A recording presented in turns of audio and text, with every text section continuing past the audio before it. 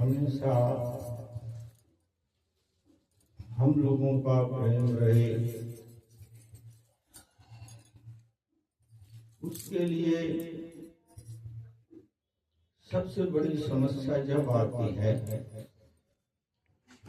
जब व्यवस्था बिगड़ी होती है। क्योंकि जब व्यवस्था बिगड़ी होती है, मन में भी परमात्मा का वास न हो और संसार का वास हो और चित्त भी अशांत हो, बहरीन की व्यवस्था भी सही न चल रही हो, क्योंकि ये सब दुख और अशांति तो जब मनुष्य का शरीर मिला है तो ये आएंगे।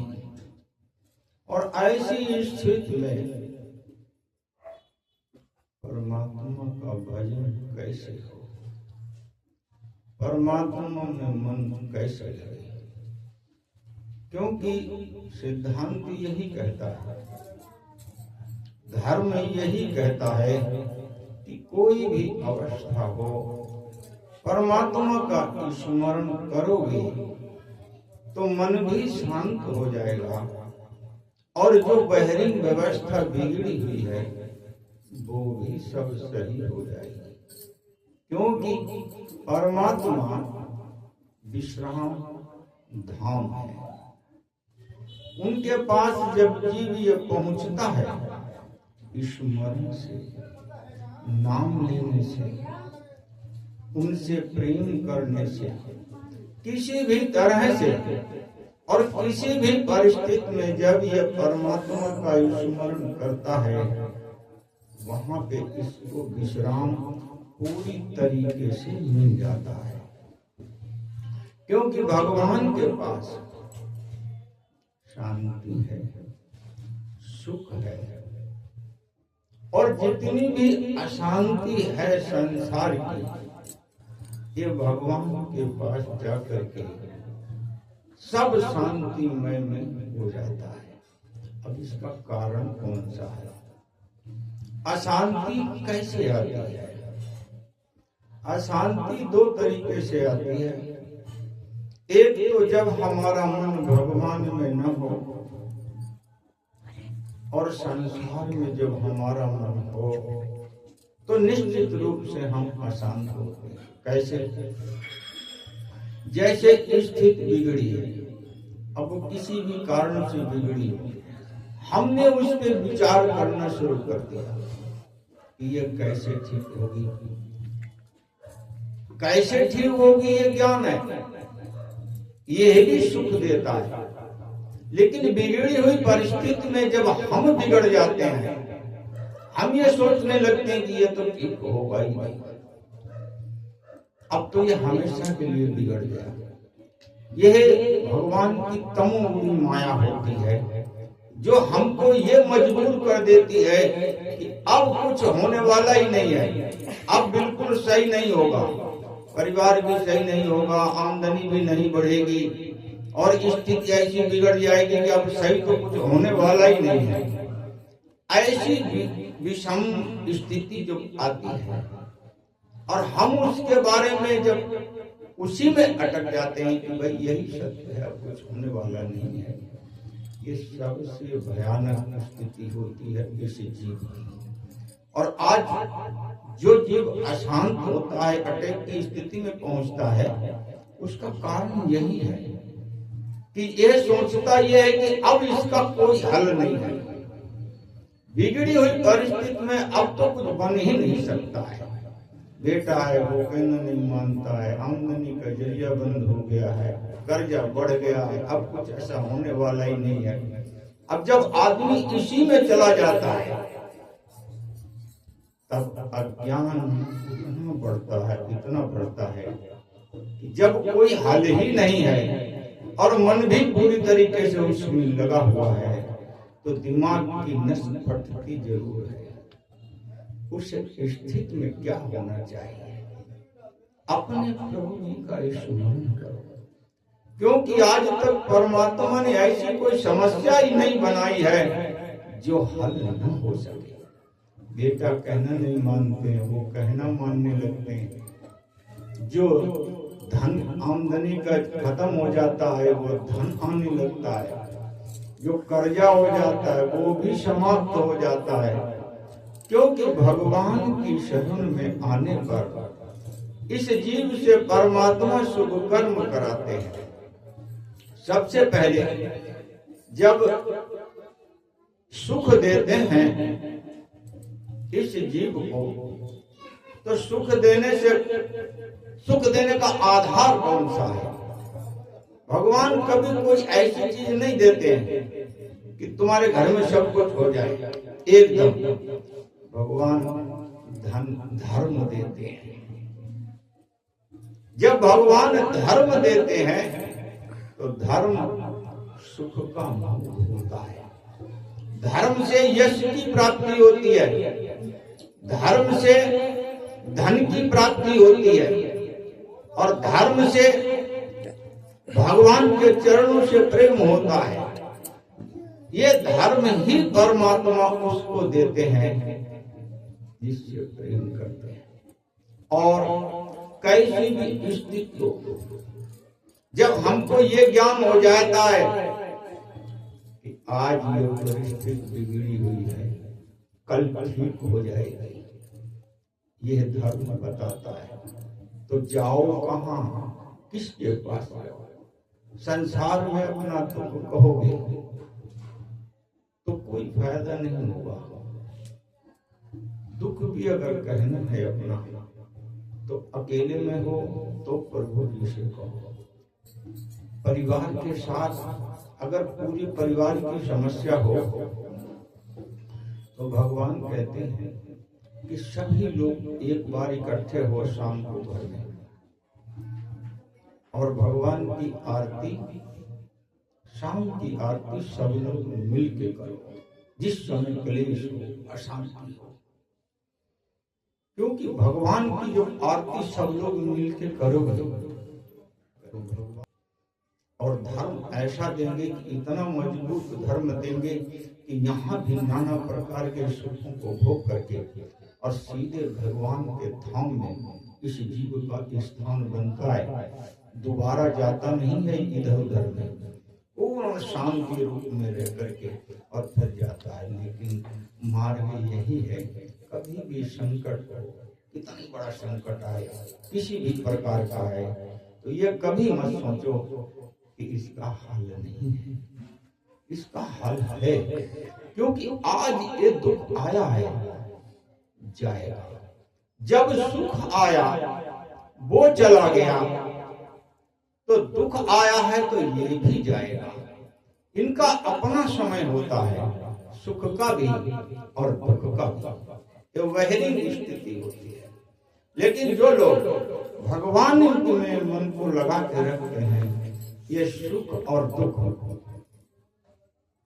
उनको न सुखी कर पाते हैं और न दुखी कर पाते हैं। ये तात्विक दृष्टिकोण होता है, क्योंकि जो भगवान से प्रेम करता है वो अपने स्वरूप में सदा रहता है।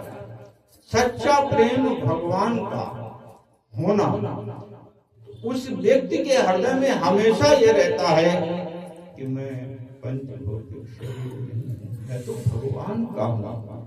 जब मैं भगवान का हूं तो हमें दुख किस लिए? जब मैं भगवान का हूं तो मुझे सांसारिक सुख किस लिए? ये सांसारिक सुख भी बांधता है, शरीर तक सीमित रखता है, और ये दुख भी हमको शरीर तक ही रखता है। आत्मा तक तो परम आनंद ही। जब ये जीव अपने स्वरूप को समझता है तभी सच्चा प्रेम भगवान से हो पाता है। एक बात बहुत महत्वपूर्ण है, उसको समझ लेना। हमारे वेदों में बताया गया है 5 देवताओं का पूजन घर में होना चाहिए। ज्यादा नहीं होता है। गणेश देव भगवान की मूर्ति मंदिर में जरूर रखो, और माँ दुर्गा की मूर्ति घर में जरूर रखो। भगवान शिव जी की और भगवान विष्णु जी की मूर्ति भी अवश्य रखो और सूर्य नारायण भगवान को जल अवश्य दो। प्रातः काल सूर्य नारायण भगवान को जल देने से यह स्वस्थ जीवन होता है। माँ दुर्गा इस संपूर्ण संसार को शक्ति देती है। जब हम इनका पूजन करेंगे, स्मरण करेंगे, आरती करेंगे, तो हमको शक्ति प्रदान करने वाली यही होती है। भगवान विष्णु जी हमको भक्ति भी देते हैं और माँ लक्ष्मी जी हमारे घर में सुख समृद्धता लाती है। बहिरंग और अंतरिंग में सभी प्रकार से सुखी भक्त रहते हैं, किसी प्रकार की आपत्ति और विपत्ति नहीं आने देते हैं। और भगवान शिव जी इस जीव को जीवन मुक्ति भी देते हैं, ज्ञान भी देते हैं और भगवान तात्विक ज्ञान देते हैं। भगवान शिव जी इसी संसार में सबको जो उनसे जुड़ते हैं किसी भी रूप में, और गणेश देव भगवान सभी प्रकार के विघ्न बाधाओं का हरण करते हैं। 5 देवता जो हैं हमारे देवी देवता, ये वेद में इन देवताओं की स्तुति वंदना करनी चाहिए, वेद में बताया गया है। इसलिए कि जैसे हम लोग अब कभी दुख आया, कभी सुख आया, हम भगवान तक नहीं पहुंच पाते हैं। ऐसी विषम परिस्थिति में दिमाग नहीं काम करता है, ज्ञान हमारे पास रहता नहीं है, और होता भी यही है। जब समस्याएं आती हैं तो सबसे पहले आपको ज्ञान को ही वो हरण करते हैं। ऐसी विषम परिस्थिति में माँ का स्वरूप बहुत अच्छा होता है। माँ से आराधना करो, भगवान भोले जी को बोल दो, भगवान विष्णु जी को बोल दो, गणेश देव भगवान को बोल दो कि हमारे पास ज्ञान नहीं है जो हम आपके चरणों से प्रेम कर सके, हमारे पास वो भी नहीं है कि जो हम नित्य प्रति आपकी आरती करें, आपका पूजन करें, हम ऐसे नहीं है। लेकिन हमारा जो दुख है आप उसको हरण करो। तो यह हरण करते हैं। सबसे बड़ी स्थिति खराब जब ही होती है जब परिस्थिति बहिरंग बिगड़ती है और अंतरिंग में भी जब मन अशांत होता है। उस समय की स्थिति में हम ईश्वर से जुड़े रहें, ये संभव नहीं होता है। ये तो योगी हैं, ज्ञानी हैं, संसार में रहते हुए भी परमात्मा के चरणों को नहीं छोड़ते हैं। उनके पास ये योग होता है, बल होता है, लेकिन हमारे पास नहीं होता है। ऐसी स्थिति में अपने परमात्मा का स्मरण जरूर करो।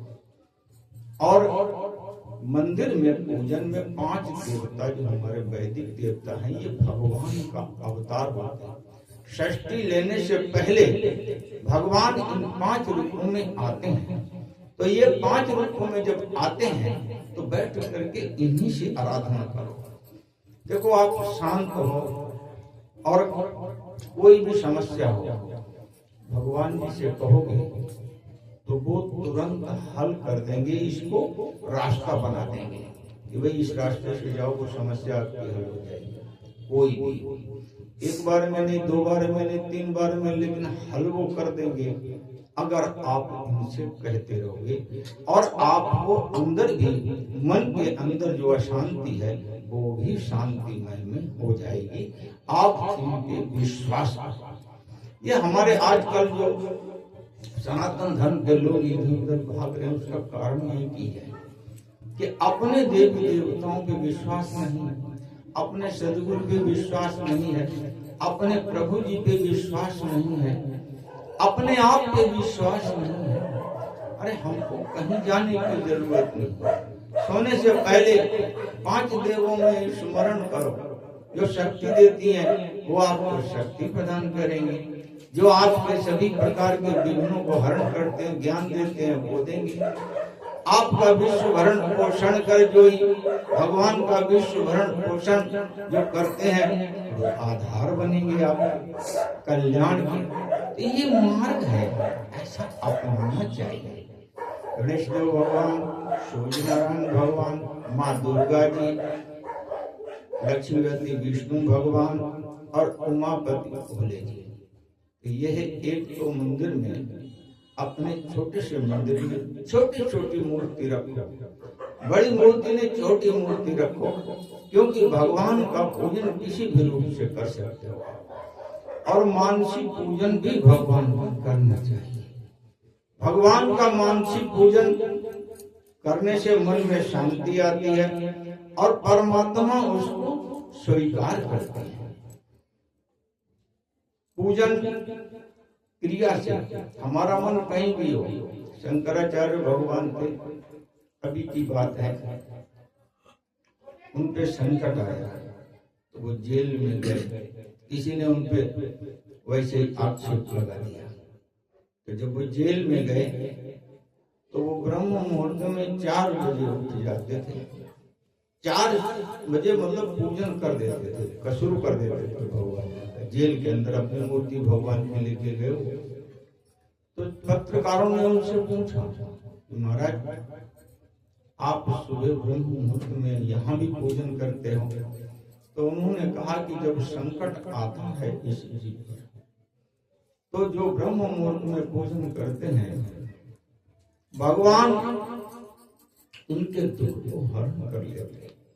और 1 हफ्ते के बाद ही वो आ गए थे उस जेल से। अभी 2-4 साल हुए हैं, ज्यादा समय नहीं हुआ है जब शंकराचार्य गए थे। वो ललिता थी, कौन थी जो वो खत्म भी हो गई है, उन्होंने षड्यंत्र करके भेजा था। तो ये है ब्रह्म मुहूर्त का पूजन भगवान का। हमारा मन लगे या न लगे, अगर हम ब्रह्म मुहूर्त में पूजन कर रहे हैं तो भगवान उसको स्वीकार करें। देखो मन लगता है तो बहुत अच्छी बात है, इससे अच्छा कुछ नहीं हो सकता। लेकिन अगर मन नहीं लगा हुआ है तो भी अगर पूजन कर रहे हैं भगवान का ब्रह्म मुहूर्त में तो हमारे संकट को हरण कर लेते हैं। और चित्त